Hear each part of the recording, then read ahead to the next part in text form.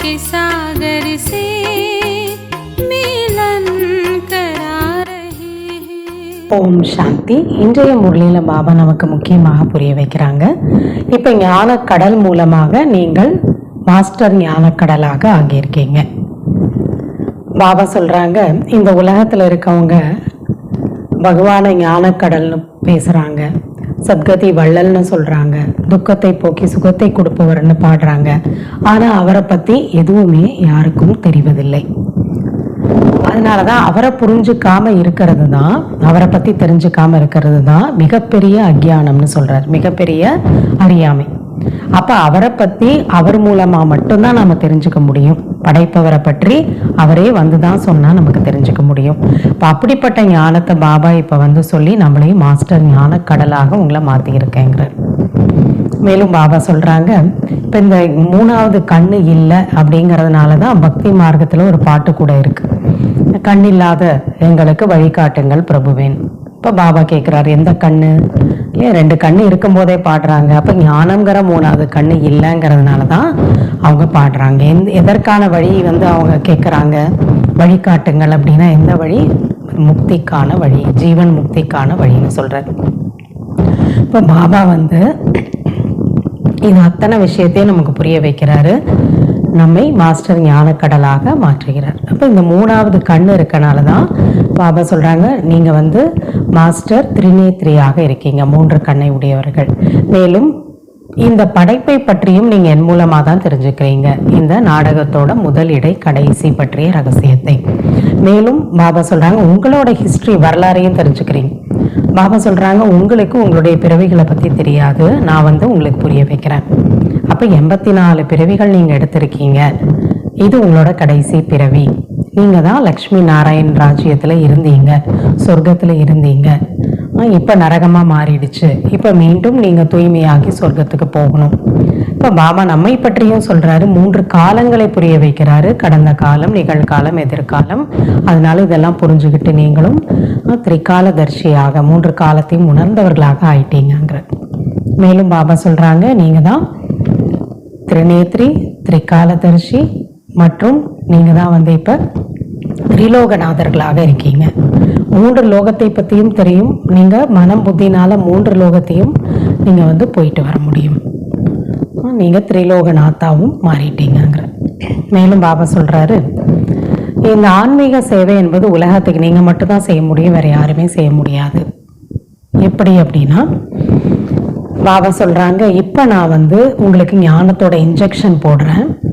இப்போ ஆத்மாவுக்கு சிவபாபா கிட்டேருந்து சக்தி கிடைக்குது. அப்போ இது மூலமாக நீங்கள் முதல்ல உங்களுக்குள்ளே இருக்கக்கூடிய 5 விகாரத்திலேருந்து வெளிவரீங்க. மேலும் மற்றவங்களுக்கும் இந்த ஞானத்தோட இன்ஜெக்ஷன் போட்டு மற்றவங்களையும் 5 விகாரத்திலேருந்து வெளியே வர வைக்கிறீங்க. இதுதான் ஆன்மீக சேவைங்கிறார். மற்ற எல்லாரும் செய்கிறது ஸ்தூலமான சேவைங்கிறார். ரிஷி முனிவர்கள் கூட படித்ததை ஏதாவது சாஸ்திரத்தை படித்து சொல்கிறாங்க ஸ்தூலமாக, அவ்வளவுதான். மாற்றமெல்லாம் ஏற்படுத்த முடியாது. நீங்கள் மட்டும்தான் இப்படிப்பட்ட சேவையை செய்ய முடியுங்க. மேலும் பாபா சொல்கிறாங்க, பாரதவாசிகளுக்கு சிவ ஜெயந்தியெல்லாம் கொண்டாடுறாங்க பாரதத்தில். ஆனால் அவர் வந்து பாரதத்துக்கு என்ன பண்ணார், எப்படி இதை சொர்க்கமாக மாற்றினார், இதெல்லாம் எதுவுமே தெரியாதவர்களாக இருக்காங்க. மேலும் பாபா சொல்கிறாங்க, சங்கரையும் சிவனையும் ஒன்றாக்கிட்டாங்க. அதனால் அவருக்கு ஒரு காளை மாடில் சவாரி பண்ணதாக காட்டிட்டாங்க. சங்கரன் இருக்கிறதே சூக்ஷ்மவதனத்தில், அவருக்கு எப்படி வந்து சூக்ஷ்மவதனத்தில் விலங்குகள்லாம் எப்படி இருக்கும், இருக்க முடியாது. அதனால் பாபா இதையும் நமக்கு எல்லா விஷயங்களையும் புரிய வைக்கிறாரு. எல்லா ரகசியத்தையும் பாபா இப்போ வந்து புரிய வைக்கிறதுனால தான் பாபா சொல்கிறாங்க, நீங்களும் என்னை போலவே மாஸ்டர் ஞானக்கடலாக மாறிட்டீங்க. உங்களை பாபா சொல்கிறாங்க, தூய்மையாக்கக்கூடிய ஒரு சக்தி சிவபாபாவுக்கு மட்டும்தான் இருக்குங்கிறார். வேற யாருமே நம்மை தூய்மைப்படுத்த முடியாதுங்கிற. ஆனால் பாபா சொல்கிறாங்க, ரிஷிகளோ முனிகளோ அவங்க கூட ஒரு சைடு பார்த்தீங்கன்னா தூய்மையாகணும் அப்படிங்கிறதுக்காக பதீத்த பாவனரை, தூய்மையற்றவர்களை தூய்மையாக்கக்கூடியவரை வாங்கன்னு கூப்பிடுறாங்க. இன்னொரு சைடு கும்பமேளால போய் குளிக்கிறாங்க தூய்மையாகணும். இப்போ பாபா சொல்கிறாங்க, அதனால தான் இப்போ அவங்களே வந்து கங்கையில் போய் குளிக்கிறாங்க, கும்பமேளால போய் குளிக்கிறாங்க, பதீத்த பாவனரை வாங்கன்னு கூப்பிடுறாங்க. இப்படி அவங்களே வந்து இருக்கும்போது அவங்க எப்படி மற்ற மனிதர்களை தூய்மைப்படுத்த முடியும்? அதனால் தூய்மை இல்லாதவர்களை தூய்மைப்படுத்தக்கூடியவர் ஒரே ஒரு சிவபாபா தான். அதனால தான் பாபா சொல்கிறாங்க, இப்போ நீங்கள் என்னை மட்டுமே நினைவு செய்யுங்க, வேறு எந்த தேகதாரிகளையும் நீங்கள் இப்போ நினைவு செய்யாதீங்க. பாரதத்தை சொர்க்கமாக மாற்றுவதற்கு பாபா ஸ்ரீமத் கொடுத்துருக்காரு. இதுதான் மிக உயர்ந்த சாஸ்திரம் கீதை. இதன் மூலமாக தான் பாரதத்தை நீங்கள் சொர்க்கமாக மாற்றுகிறீர்கள். வாங்க பாபா சொல்லக்கூடிய முழுமையான முரளியை கேட்கலாம். ஓம் சாந்தி. 27/2/2026 காலை முரளி பாப்தாதா மதுமன். இனிமையான குழந்தைகளே, ஞானக்கடல் தந்தையின் மூலம் நீங்கள் மாஸ்டர் ஞானக்கடலாக ஆகியுள்ளீர்கள். உங்களுக்கு ஞானத்தின் 3வது கண் கிடைத்துள்ளது. ஆகையால் நீங்கள் திரிநேத்ரி 3 கண்களை உடையவர்களாக, திரிகாலதர்ஷி 3 காலங்களையும் அறிந்தவர்களாக மற்றும் திரிலோகநாத் 3 உலகத்தினுடைய தலைவர்களாக ஆகியுள்ளீர்கள். கேள்வி: உலகின் ஆன்மீக சேவை குழந்தைகளாகிய உங்களை தவிர வேறு யாருமே செய்ய முடியாது, ஏன்? பதில்: ஏனென்றால் உங்களுக்கு தான் பரமாத்மாவின், சிவபாபாவின் சக்தி கிடைக்கிறது. முதலாவதாக ஆத்மாக்களாகிய உங்களுக்கு பரமாத்மாவின் மூலம் ஞானத்தின் இன்ஜெக்ஷன் செலுத்தப்படுகிறது. அதன் மூலம் நீங்கள் 5 விகாரங்களின் மீது தானும் வெற்றி அடைகிறீர்கள் மற்றும் பிறரையும் வெற்றி அடைய வைக்கிறீர்கள். இப்படிப்பட்ட சேவையை வேறு யாருமே செய்ய முடியாது. ஒவ்வொரு கல்பமும் குழந்தைகளாகிய நீங்கள் தான் இந்த ஆன்மீக சேவையை செய்கிறீர்கள்.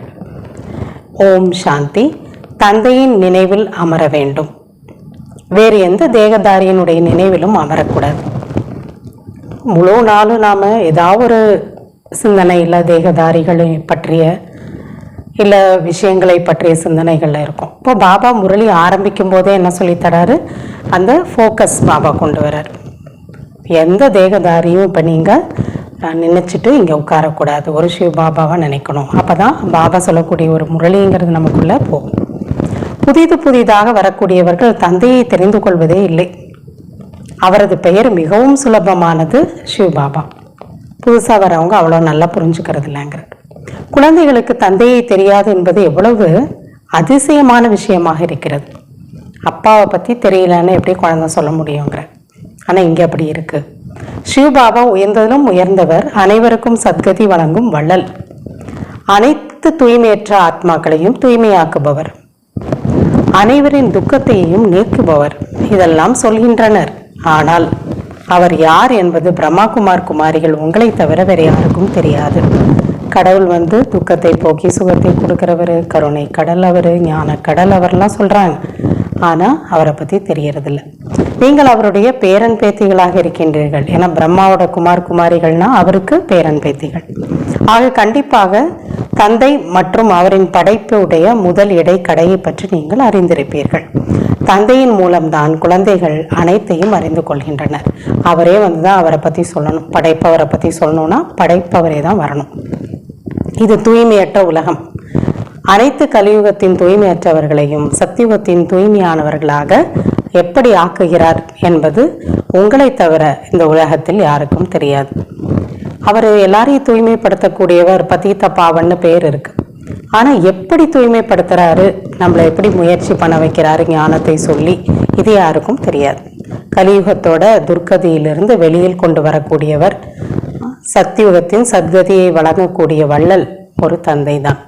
சிவ ஜெயந்தி கூட பாரதத்தில் தான் கொண்டாடப்படுகிறது. அப்போ கண்டிப்பாக அவர் இங்கே தானே வந்திருக்கணும். ஆனால் பாரதத்திற்கு என்ன செய்தார், என்ன தந்தார் அப்படிங்கிறது பாரதவாசிகளுக்கே தெரியாது. ஒவ்வொரு வருடமும் சிவ ஜெயந்தியை கோலாகலமாக கொண்டாடுகின்றனர். ஆனால் ஞானத்தின் 3வது கண் இல்லை. ஆகையால் அவரை பற்றி, தந்தையை பற்றி தெரிந்து கொள்வதே இல்லை. அவர் வந்தார், கொண்டாடுறோம். ஆனால் அவர் எப்போ வந்தார், எப்படி வந்தார், என்ன செஞ்சார் எதுவுமே தெரியாது. பாடல் கண்ணிழந்தவர்களுக்கு வழிகாட்டுகள் பிரபுவே அப்படின்னு பக்தியிலையும் பாட்டு பாடுறாங்க. நாங்கள் அனைவரும் கண்ணிழந்தவர்கள் என்ற இந்த பாடல் மனிதர்களால் உருவாக்கப்பட்டது தான். இந்த ஸ்தூலமான கண்கள் அனைவருக்கும் இருக்கத்தான் செய்கிறது. என்றாலும் தன்னை கண்ணில்லாதவர்கள் என்று ஏன் கூறிக்கொள்கின்றனர்? கண்ணு இருக்கு, 2 கண்ணும். ஆனால் பாடும்போது கண்ணில்லாத எனக்கு வழிகாட்டுங்கன்னு ஏன் சொல்றாங்க? அதனை தந்தை தான் அமர்ந்து புரிய வைக்கிறார். ஏன்னா என்ன கண் இல்லை? ஞானம்ங்கிற கண் இல்லை. ஞானத்தினுடைய மூன்றாவது கண் யாருக்குமே இல்லை. தந்தையை அறியாமல் இருப்பது என்பது பெரிய அஞ்ஞானமாகும். தந்தையை தந்தையின் மூலம்தான் அறிவது, இதுதான் ஞானம். அவரை பற்றி வேற யாருமே நம்ம கரெக்டா சொல்ல முடியாது, அவர் தான் சொல்லணும். தந்தை ஞானத்தோட மூணாவது கண்ணை நமக்கு கொடுக்கிறார். அதன் மூலம் நீங்கள் முழு படைப்பினுடைய முதல் இடைக்கடையை பற்றி அறிகிறீர்கள். படைப்பவரையும் தெரிஞ்சுக்கிறீங்க, படைப்பையும் தெரிஞ்சுக்கிறீங்க. ஞான கடலின் குழந்தைகளாகிய நீங்கள் மாஸ்டர் ஞான கடலாக ஆகிவிடுகிறீர்கள். மூன்றாம் கண் என்றாலே மூன்று கண்ணை உடையவர்னா திருநேத்திரிங்கிற டைட்டில்.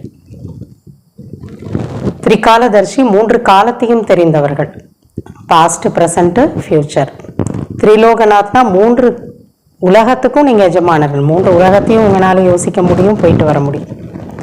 சத்தியுகத்தோட எஜமானர்களாக இருக்கும் இந்த லக்ஷ்மி நாராயணுக்கு இந்த ஆஸ்தி எப்படி கிடைத்தது? இதெல்லாம் இப்போ உங்களுக்கு தான் தெரியுங்கிறது. இப்போ நீங்க தான் ஞானம்ங்கிற மூணாவது கண் இப்போ கிடைச்சிருக்கு. எங்க சங்கமேகத்துல திரிநேத்திரியா இருக்கீங்க. மூணு காலத்தையும் தெரிஞ்சவங்களா சங்கமேகத்துல இருக்கீங்க. அதனால தான் நமக்கு டைட்டில் பாபா சொல்றாங்க, நீங்க திரிகாலதர்ஷியா இருக்கீங்க. மேலும் மூணு லோகத்தை பற்றியும் தெரியும். மூன்று உலகத்துக்கும் மனம் புத்தி மூலமாக நீங்கள் போக முடியும். அதனால தான் நீங்கள் திரிலோகநாத்னு சொல்கிறார். இப்போ இப்படிப்பட்ட ஆஸ்தி எப்படி கிடைச்சிது அப்படிங்கிறது வேற யாருக்கும் தெரியாது. இப்போ லக்ஷ்மி நாராயணாக ஆகுறாங்க, அவ்வளோ உயர்ந்த ஆஸ்தி சிவ பாபா கிட்டேருந்து கிடைக்குதுன்னா, அப்போ அவங்கெல்லாம் எப்போ இந்த பூமிக்கு வந்தாங்க, பிறகு எங்கே இப்போ இல்லாமல் போயிட்டாங்க லக்ஷ்மியும் நாராயணும், எப்படி அவங்க ராஜ்யத்தை அடைஞ்சாங்க, இதை பற்றிலாம் ஹிஸ்ட்ரி வரலாறு தெரியாது. இந்த தேவதைகள் தூய்மையானவர்களாக இருந்தார்கள் அல்லவா? கண்டிப்பாக தந்தை தான் தூய்மையானவர்களாக மாற்றுவார். சிவபாபா தான் உங்களை அப்படி உயர்ந்த தூய்மையை ஆக்கி இருக்கணும். பாரத கிளாஸ் உங்களுக்கு தந்தை அமர்ந்து இதெல்லாம் புரிய வைக்கிறார். நீங்கள் தேவதைகள் சிவனை ஏற்றுக்கொள்கிறீர்கள். சிவனின் ஜென்மமும் கூட பாரதத்தில் தான் ஏற்பட்டது. பாபா சொல்றாங்க, நீங்க தேவதைகளையும் ஏத்துக்கிறீங்க, சிவபாபாவையும் நீங்க ஏத்துக்கிறீங்க. ஏன்னா பாரதத்துல இதெல்லாம் எல்லா தேவி தேவர்களுக்கும் 33 கோடி தேவி தேவர்களுக்கும் பூஜை செய்யறாங்க. உயர்ந்ததிலும் உயர்ந்தவர் பகவான் தான். சிவ ஜெயந்தியும் கூட இங்கே தான் கொண்டாடப்படுகிறது. ஜெகதம்பா, ஜெகத் பிதா, பிரம்மா மற்றும் சரஸ்வதியோட ஜென்மம் கூட இங்கே தான் நடக்கிறது. பாரதத்தில் தான் நடக்குது. அங்கெல்லாம் அவங்களுக்கு தெரியாது. இதெல்லாம் பகவானும் இங்கே தான் வராரு. ஜெகதம்பா, ஜெகத் பிதா, முதல் மனிதன் சொல்கிறோம் இல்லையா, ஆதாம் ஏவாள்னு, அவங்க எல்லாம் வந்தது பாரதத்தில் தான். பாரதத்தில் தான் அவருடைய ஜெயந்தியும் கொண்டாடுறாங்க, சிவராத்திரி கொண்டாடுறாங்க. லக்ஷ்மி நாராயணோட ஜென்மம் கூட இங்கே தான் நடக்குது. பாரதத்துல தான் ஸ்ரீ லக்ஷ்மி நாராயணும் வராங்க, ராஜ்யம் செய்யறாங்க. அவர்கள் தான் ராதாகிருஷ்ணன் என்று சொல்லப்படுகிறார். சின்ன வயசுல ராதே கிருஷ்ணன், பெருசானவன லக்ஷ்மி நாராயண்.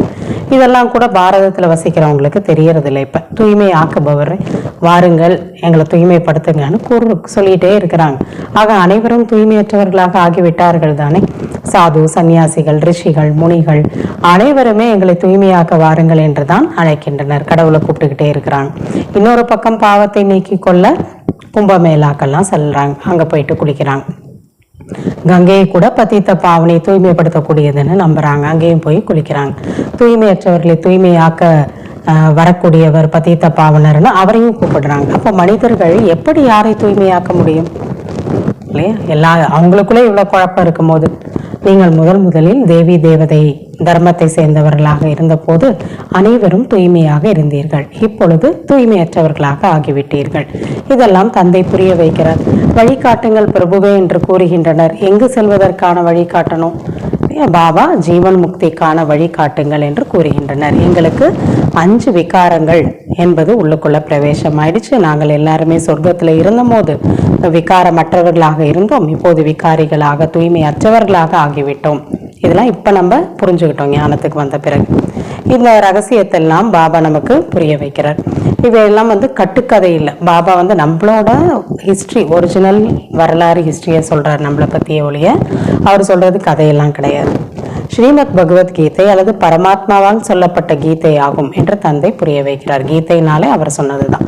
தூய்மையற்றவர்களை தூய்மையாக்குபவர் நிராகார பகவான், உடல் இல்லாதவர். மனிதர்களை பகவான் என்று சொல்லவே முடியாது. எந்த மனிதனையும் சரி, எல்லாருமே மகான் ஆத்மா தான், தர்ம ஆத்மா தான். யாருமே யாரு கிடையாது, புண்ணிய ஆத்மா தான், யாருமே பரமாத்மா கிடையாது.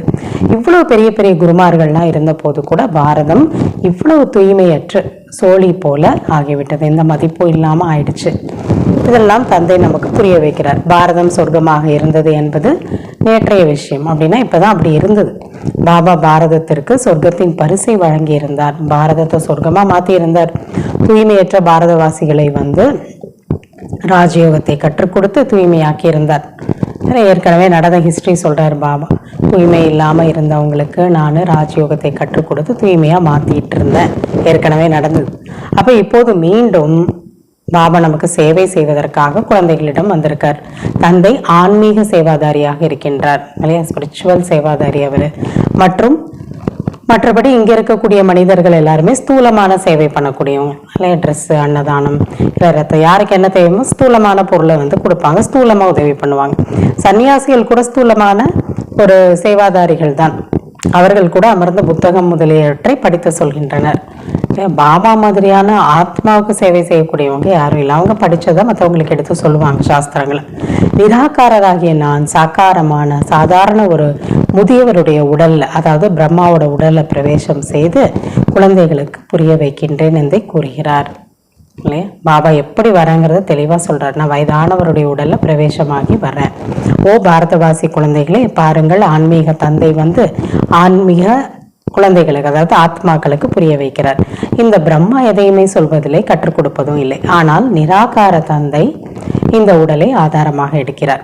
சிவனுக்கோ தன்னுடையதென்று சரீரம் இல்லை. அதுதான் அவருடைய யூனிக்னஸ், தனித்துவம். அவருக்குன்னு உடலை அம்மாவோட கர்ப்பத்தில் அவர் எடுக்கிறது இல்லை. சாலி கிராமங்கள் ஆத்மாக்களுக்கு தான் அவங்கவுங்களுக்குன்னு உடல் இருக்கு. ஆத்மாக்களை தான் சாலிகிராமமாக காட்டியிருக்காங்க. அடுத்தடுத்த பிறவி மறுபிறவியில் அந்த ஆத்மா தான் தூய்மை இல்லாமல் ஆயிடுச்சு. இப்பொழுது முழு உலகமும் தூய்மை இல்லாமல் ஆகிவிட்டது. ஒருவர் கூட இங்கே தூய்மையாக இல்லை.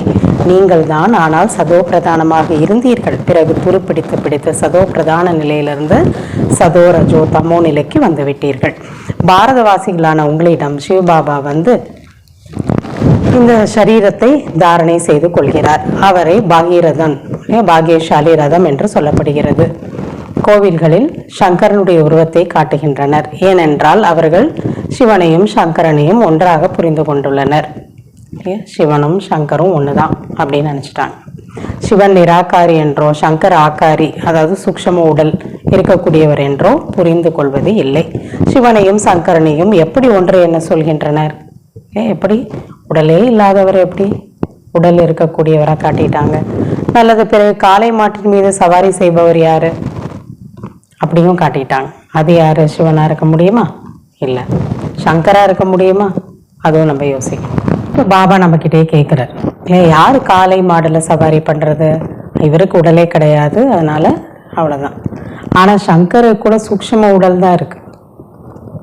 மேலும் அவர் இருக்கக்கூடிய இடமும் சூக்ஷ்ம வதனம். அங்க எப்படி காளை மாடெல்லாம் வர முடியும்? சூக்ஷ்ம வதனத்தில் காளை எங்கிருந்து வந்தது? சிவன் மூலவதனத்தில் இருக்கிறார், சங்கரன் சூக்ஷ்ம வதனத்தில் இருக்கிறார். மூலவதனத்தில் அனைத்து ஆத்மாக்களும் உள்ளனர். பாபா அதெல்லாம் நமக்கு புரிய வைக்கிறார். சூக்ஷ்ம வதனத்துல தான் பிரம்மா விஷ்ணு சங்கர் அவங்க மட்டும்தான் இருக்காங்க. வேற விலங்குகள்லாம் அங்க இருக்கிறது இல்லை. இவங்க நினைக்கிற மாதிரி விலங்குகள்லாம் கிடையாது. சங்கருங்கிற உருவத்தை நம்முடைய தபஸ்யாவோட அடையாளமாக அங்க ஒரு சூக்ஷ்ம உடல்ல காட்டப்பட்டிருக்கு. ஒரு இமேஜ் இருக்கு, அவ்வளவுதான். மற்றபடி வேற சங்கரனும் ஒருத்தர் அப்படி கிடையாது, ஸ்தூலமா கிடையவே கிடையாது. சாக்கார ரூபமும் அவர் கிடையாது. சூக்ஷ்மத்தனத்தை எந்த சாக்கார உடலும் இருக்காது. அங்க எப்படி அப்ப விலங்கு மட்டும் இருக்க முடியுங்கிறது. நான் சாதாரண முதியவரோட உடல்ல இங்கதான் பிரவேசமாகி புரிய வைக்கிறேன். சாக்கார உடல்ல குழந்தைகளாகி உங்களுக்கு, அதாவது காலையிலனா நான் சவாரி பண்றதில்லை, எந்த மாடலையும் நான் வரதில்லை. ஒரு வயதானவரோட உடல்ல தான் நான் பிரவேசமாகிறேன். உங்களுக்கு உங்களுடைய எல்லா பிறவிகளை பற்றியும் தெரியாது. பாபா தான் நம்மளுடைய பிறவிகளை பற்றியும் புரிய வைக்கிறேங்கிறார். சத்தியுகத்திலிருந்து ஆரம்பித்து நீங்கள் எத்தனை பிறவிகள் எடுத்தீர்கள்? 84 பிறவிகள் எடுத்தீர்கள். இப்போது இது உங்களோட கடைசி பிறவியாகும். பாபா அதையும் ஞாபகப்படுத்துறது, உங்களோட கடைசி பிறவி. அமர லோகத்திற்கு நாம இப்ப செல்லணுங்கிறார் பாபா. அப்ப உலகம், இந்த பூமி அமரலோகமாக தூய்மையாக இருந்த பாரதம் தான் இப்ப மரணலோகமாக தூய்மையற்றதாக மாறிவிட்டது. அமரர்கள்னா தேவதைகள் இருந்த இடம். அனைவருக்கும் சத்கிலி வழங்கக்கூடிய வள்ளல் ஒருவர் தான். ருத்ர மாலை தான் பரம்பிதா பரமாத்மா நிராகார சிவனுடையதாகும். எல்லா ஆத்மாக்களும் அதுல இருப்பாங்க. 108 ருத்ர மாலை என்ன சொல்லப்படுகிறது? அனைவரும் சிவனுடைய கழுத்து மாலையாக இருக்கின்றனர். எல்லா ஆத்மாவும் அவருக்கு வாரிசு தான். தந்தை பதீத்த பாவனர் அனைவருக்கும் சத்கதியை வழங்கக்கூடிய வள்ளல், அனைவருக்கும் ஆஸ்தியை கொடுப்பவராக இருக்கின்றார். எல்லைக்குட்பட்ட தந்தை எல்லைக்குட்பட்ட ஆஸ்தியை கொடுக்கிறார். அதனை காகத்தினுடைய எச்சம் போன்ற சுகம் என்று சன்னியாசிகள் புரிந்து கொள்கின்றனர். நம்ம அப்பா கொடுக்கக்கூடிய சொத்தும் வேண்டாம், எந்த சுகமும் வேண்டான்னு அதை கூட அவங்க ஒரு அல்ப காலத்துக்கான காக்கை எச்சம் போன்றதாக தான் அந்த சொத்தை கூட நினைக்கிறாங்க. அதனால தான் எதுவுமே வேண்டான்னு வந்துடுறாங்க. ஆனால் உங்களுடைய இந்த சுகமானது காக்கையின் நட்சத்திரக்கு ஒப்பானது என்பது மிக சரியே என்று தந்தை கூறுகிறார். பாபாவும் ஆமாம், இந்த சுகம்னா இப்படி கிடைக்கக்கூடிய ஒரு பொருளோ பணமோ ஆஸ்தியோலாம் கொஞ்ச நேரத்துக்கு தான் பாபாவும் புரிய வைக்கிறார். தந்தை வந்து தான் சிவபாபா தான் ஞானத்தின் மூலமாக தூய்மையற்றவர்களை தூய்மையானவர்களாக அல்லது முள்ள மலராக ஆக்கக்கூடியவர். இப்போ அவர் கொடுக்கக்கூடிய ஆஸ்தி தான் எல்லையற்றது. இது கீதை ஞானமாக இருக்கின்றது. இந்த ஞானத்தை எந்த மனிதர்களும் நமக்கு புரிய வைக்க முடியாது. ஞானக்கடலான பதீத்த பாவனனான தந்தை தான் புரிய வைக்க முடியும். தந்தையிடமிருந்து தான் ஆஸ்தி கிடைக்கிறது. அதனை நீங்கள் எடுத்துக்கொண்டிருக்கிறீர்கள். இது அழியாத ஆஸ்திங்கிறார். அது போல கிடையாது. நீங்கள் மட்டும்தான் சத்கதியை நோக்கி சென்று கொண்டிருக்கிறீர்கள். மற்றவங்களாம் என்ன சொல்றாரு, கீழே தான் போயிட்டு இருக்கிறாங்க. இப்பொழுது சங்கமயுகத்தில் இருக்கிறீர்கள், அவர்கள் கலியுகத்தில் இருக்கின்றார்கள். இப்பொழுது கலியுகத்தின் கடைசி நேரமாக இருக்கின்றது. மகாபாரத சண்டை கூட முன்னாலே காத்திருக்கின்றது. பெரிய போர் மகாபாரத சண்டை 5000 வருடங்களுக்கு முன்பு கூட நீங்கள் ராஜயோகத்தை எல்லாம் கற்றுக்கொண்டிருந்த போது வைக்கோல் போரில் தீ மூண்டது அப்படின்னா போர் சண்டையெல்லாம் வந்தது. இப்போது நீங்கள் இந்த லக்ஷ்மி நாராயண் ஆவதற்காக ராஜயோகத்தை கற்றுக்கொண்டிருக்கிறீர்கள். மற்றது எல்லாமே பக்தி மார்க்கமாக இருக்கின்றது. இங்கே படிக்கணும், படிப்பை தவிர இங்கே வேற எதுவும் இல்லை. மற்றது எல்லாமே பக்தியோடதுங்கிறார். தந்தை வரும்பொழுது சொர்க்கத்தின் வாசலை திறக்கின்றார். இந்த சிவசக்தி பாரத மாதர்கள் பாரதத்தை ஸ்ரீமத் படி சொர்க்கமாக ஆக்குகின்றனர் என்று தந்தை கூறுகிறார். மாதர்கள் தான் பாரதத்தை சொர்க்கமாக மாத்துறாங்க. அதனால்தான் பாபா சிவசக்தி பாரத மாதர்கள்னு சொல்றார். சிவசக்தி பாரத மாதாக்களாகிய நீங்கள் பாரதத்தை சொர்க்கமாக ஆக்குகிறீர்கள். நீங்கள் ஈஸ்வரனுடைய வாரிசுகள். அவரை மட்டுமே நினைவு செய்கிறீர்கள். சிவனிடமிருந்து சக்தியை எடுத்து 5 விகாரங்கள் என்ற எதிரியை வெற்றி கொள்கிறீர்கள்.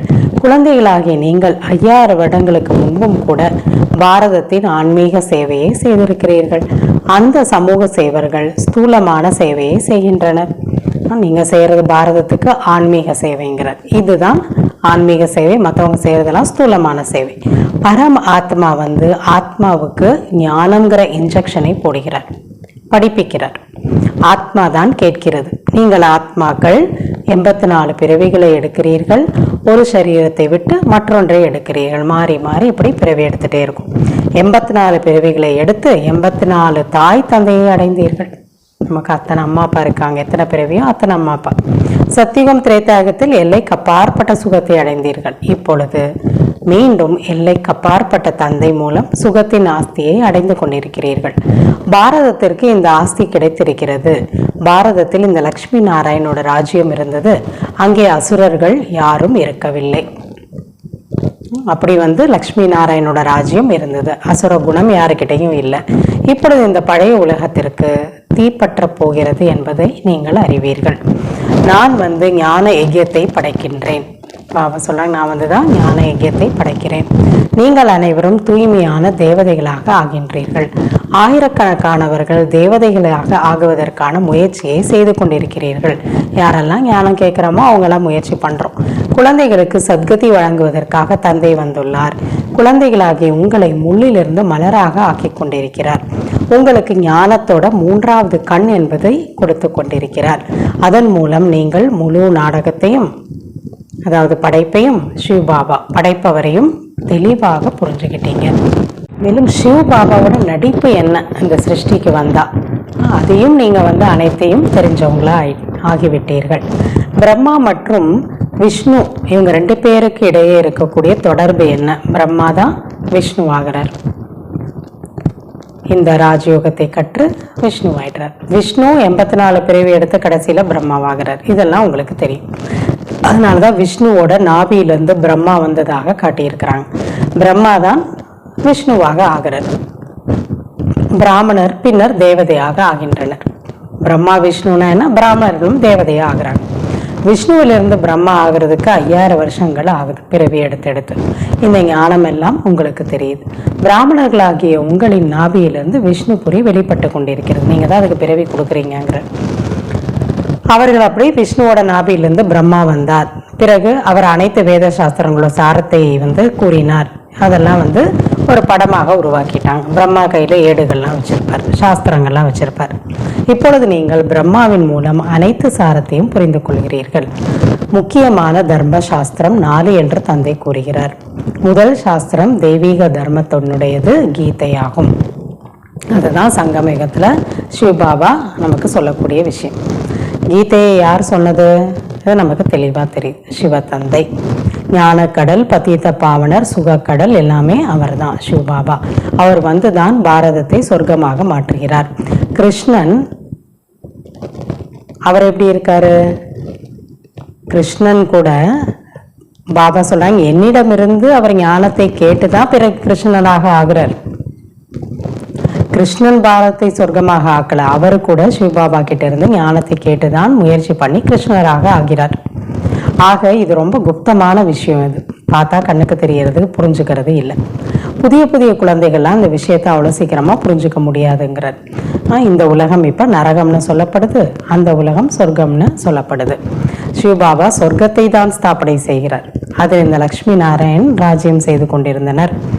இப்பொழுது நீங்கள் மனிதனிலிருந்து தேவதையாக ஆகின்றீர்கள். இந்த மரண லோகம் துக்கதாமத்தில் இது உங்களோட கடைசி பிறவி. திரும்ப சொல்றாரு பாபா, கடைசி பிறவி, கடைசி நேரம். அப்போ இதுல இருந்து என்ன பண்ணணும்? நம்ம மனசை விளக்குறதுக்கு முயற்சி பண்ணணும். பாரதம் அமரலோகமாக இருந்தது.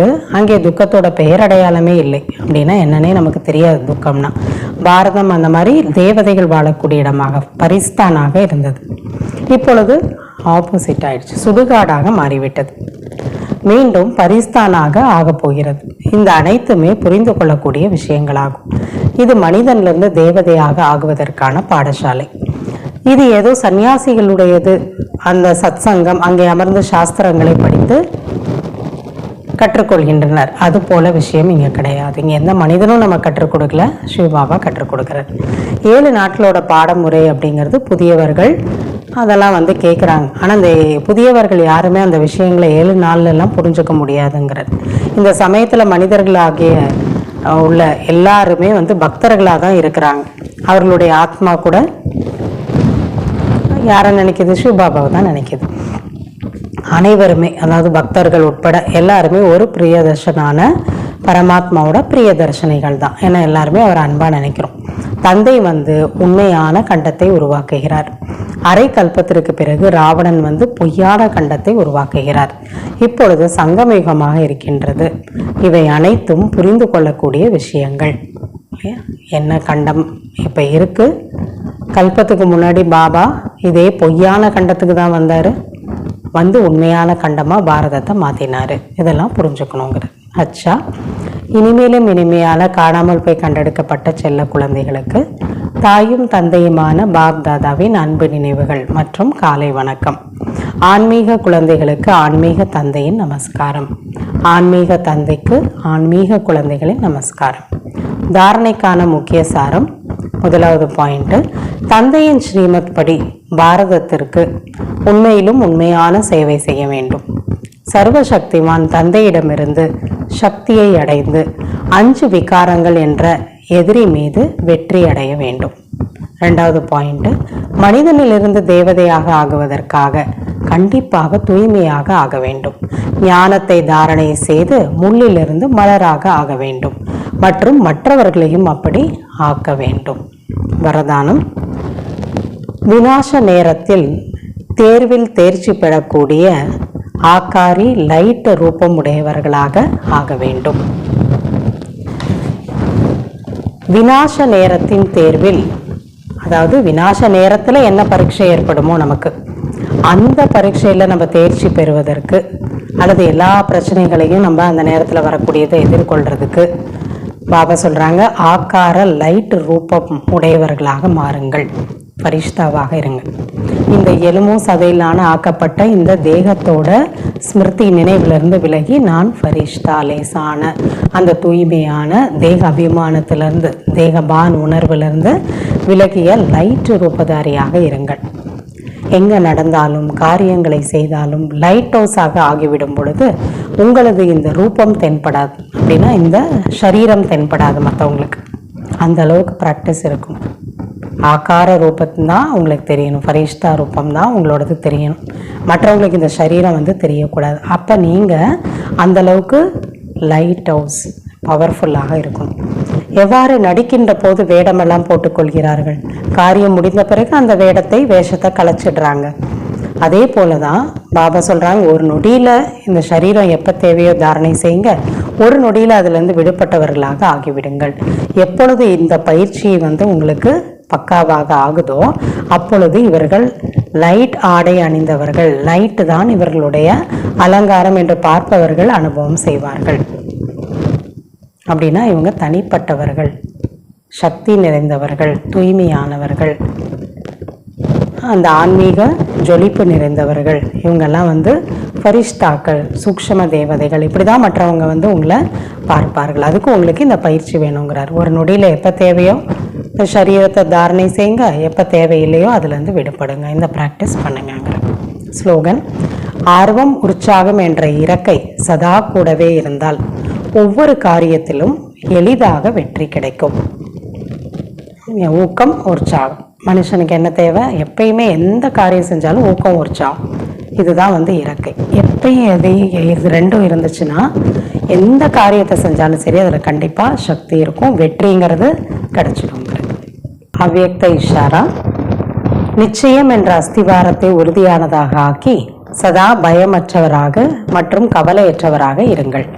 தந்தை சர்வசக்திவான் என்றால் அவரது கையை பிடிக்கக்கூடிய நீங்களும் லட்சியத்தை அடைந்தே தீருவீர்கள் என கூட அவர் இருக்கார். இந்த நம்பிக்கை வையுங்கள். சுயம் பலவீனமாக இருந்தால் கூட நமக்கு துணையாக இருக்கக்கூடியவர் யாரு? எவ்வளோ ஸ்ட்ராங்கானவர், சர்வசக்திவான். அதனால் கண்டிப்பாக உங்களுக்கு வெற்றி நிச்சயங்கிற சதா இப்படிப்பட்ட ஒரு நம்பிக்கை புத்தி இருக்கும்போது வெற்றி ரத்னம் என்ற நினைவில் நீங்கள் எப்பொழுதும் நிலைத்திருங்கள். கடந்தது கடந்ததாக இருக்கட்டும். இப்போ வரைக்கும் எப்படி இருந்தோமோ பாஸ்ட் இஸ் பாஸ்ட், முற்றுப்புள்ளி வைத்து பாபா கூடவே இருக்காரு சர்வசக்திவான். அதை ஸ்மிருதியில் வச்சு முன்னேறி கொண்டே செல்லுங்கள். விசேஷமான குறிப்பு, இன்று ஜானகி தாதியோட ஒரு நினைவு நாள்னால அன்பான பாப்தாதாவோட ரொம்ப செல்லமான, அது பாரதம் வெளிநாடு எல்லா பிராமண குடும்பத்திற்கும் எல்லாருக்கும் பிரியமான, எல்லாரோட உள்ளத்திலையும் ராஜ்யம் செய்த இனிமையான ஒரு ஜானகி தாதியோட புண்ணிய நினைவு நாள். 104 வயது வரை அவங்க விதேகி அல்லது அந்த ஜீவன் முக்தி நிலையில் இருந்து ஞானத்தை தானம் செய்தது கூடவே குணத்தையும் எல்லோருக்கும் தானம் செய்து முழு குடும்பத்தையும் ஈஸ்வரிய பரிவாரத்தையும் பாலனை செய்தார்கள். அதனால ஆழமான தாதியினுடைய அந்த ஞான ரகசியங்கள், அந்த நிறைந்த அந்த வகுப்புகள் எல்லாருக்குமே வழிகாட்டியாக இருந்தது. அவருடைய அந்த குடைநிழல் மற்றும் விலைமதிப்பற்ற அவருடைய ஒரு போதனைகள் அநேக பிராமணர்களோட காதுகளில் ஒலித்து கொண்டே தான் இருக்குது. இப்போ தாதி அவர்களுடைய அந்த சத்தியம், தூய்மை, எளிமை, இது எல்லாத்துலேயும் ஒரு மூர்த்தியாக இருந்தார். அந்த தாதி மூலம் அடைந்த அநேக விலைமதிப்பற்ற போதனைகள் இருக்குது. ஆனால் அதில் சிலதை இன்னைக்கு நமக்கு சொல்லியிருக்காங்க. அனைவரும் அதை நம்ம படித்து நடைமுறைப்படுத்துவோம். முதலாவது பாயிண்ட்டு, தனது சூக்ஷ்ம அபிமானத்தை கண்டறிந்து அதை விரைவாக அளிப்பது தான் தனக்குத்தானே ஆசீர்வாதம் செய்வதாகும். இரண்டாவது, அதிகமாக யோசிப்பது, பேசுவது மற்றும் கவலைப்படுவது, இதனால்லாம் சக்தி விரயமாகுது.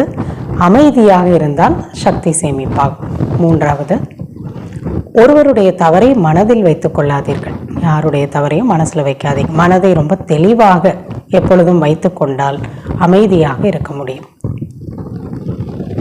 நாலாவது, புரிந்து கொண்டு வீணானவை மற்றும் எதிர்மறையான விஷயங்களை அழித்து விட்டால் அமைதி பிரியர்களாக ஆகிவிடுவீர்கள். அமைதியாக இருக்கிறது தான் உங்களுக்கு பிடிக்கும்.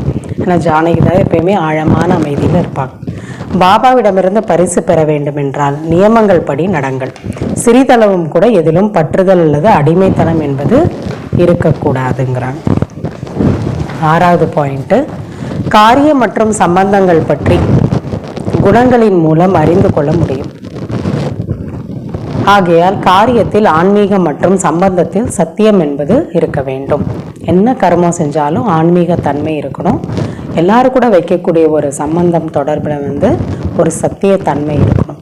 7வது பாயிண்ட்டு, பணிவு மற்றும் சத்தியத்தை தனது துணைவனாக ஆக்கி கொண்டால் ஒவ்வொரு விஷயத்திலையும் மிக சரியாக இருப்பீர்கள். 8வது, அன்பு கேட்பதற்கு பதிலாக ஸ்வமானில் நிலைத்திருங்கள் மற்றும் அனைவருக்கும் மரியாதையை கொடுங்கள். அப்போ அன்பிற்கு பாத்திரமானவர்களாக தானாகவே ஆகிவிடுவீர்கள். 9, யார் உண்மையான, தூய்மையான மற்றும் சேவாதாரியாக இருக்கிறார்களோ அவர்கள்தான் பரமாத்மா அன்பிற்கு பாத்திரமானவர்கள். 10, சேவை செய்தாலும் கூட டபுள் லைட்டாக இருப்பதுதான் அனைத்தையும் விட மிகப்பெரிய சேவையாகும். சேவை செஞ்சுட்டு சுமையாயிடக்கூடாது, டபுள் லைட்டாக இருக்கணும், அதுதான் உண்மையான சேவை. 11வது, பெரிய விஷயத்தை கூட சிறியதாக ஆகிவிட்டால் கழுமரம் உள்ளாகிவிடும், பெருசையும் சின்னதாக்கணும். 12வது, சிந்தனை சாதனைகளில் குறுக்கீடு செய்கிறது, நினைவு சாதனையின் மூலம் வெற்றியை பெறுகிறது. எப்பயுமே நிறைய யோசிச்சுட்டே இல்லாமல் நினைவுங்கிற சாதனையில் இருந்தீங்க அப்படின்னா வெற்றிங்கிறது கண்டிப்பாக கிடைக்கும். 13, குஷி என்ற பொக்கிஷத்தை சதா நிலையாக வைத்து கொள்ள வேண்டும் என்றால் நேர்மறையாக சிந்திக்கும் முறையை கற்றுக்கொள்ளுங்கள். எப்பயுமே நல்லதாக சிந்திக்கணும். 14வது, இப்போதைய ஸ்திதி தான் கடைசியில் காரியத்தில் பயன்படும். ஆகையால் தனது ஸ்திதியை உருவாக்குவதில் கவனம் செலுத்துங்கள். நீண்ட காலமாக அட்டென்ஷன் வச்சாதான் நம்மளுடைய ஸ்திதியை நம்ம உறுதியாக ஆக்க முடியும். 15, அந்த அளவிற்கு மனோபலம் அதிகரித்து கொண்டே செல்லுங்கள். முள் நிறைந்த காட்டில் எப்பொழுதும் பாதுகாப்பாக இருக்க வேண்டும், தானும் இருக்க வேண்டும், மற்றவர்களுக்கும் உதவி செய்ய வேண்டும். 16வது, அசுதமான தன்மையிலிருந்து விடுபட வேண்டும் என்றால் உள்ளார்ந்த வைராகிய விருத்தி தாரணை செய்யுங்கள். எல்லா விதமான அசுதமும் போயிடும் வைராகிய உணர்வு இருந்ததுன்னா. அச்சா, ஓம் சாந்தி.